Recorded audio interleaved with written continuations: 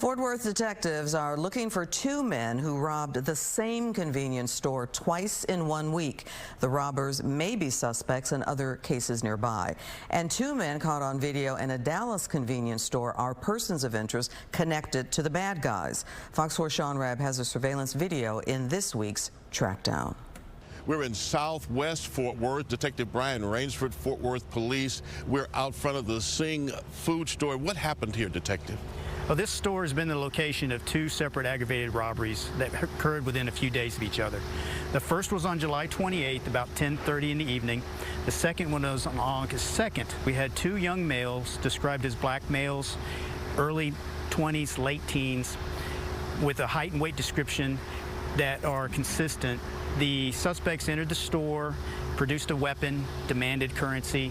They then took cash from the store and then fled on foot in a direction we don't know. What does your video look like and show?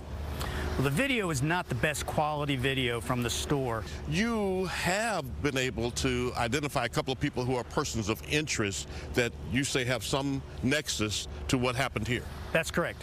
The day after the second robbery, we have two black males who went into a convenience store in Southwest Dallas and 3900 block of South Cockrell Hill. One of the males is consistent with the height and weight of the suspects that were involved in the robbery here.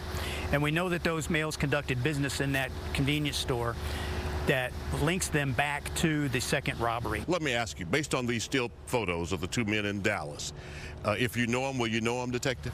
Yes, sir. These are very clear photos. They're not wearing any masks. They're not having any coverings on their faces. If you know them, you should know them. We don't know whether they live in Fort Worth, visited Dallas, or vice versa. What do you need, Detective Rainsford? We need the public's help to identify these two individuals so that we can speak with them to find out exactly what their knowledge is of these robberies. How can folks reach you, Detective Brian Rainsford?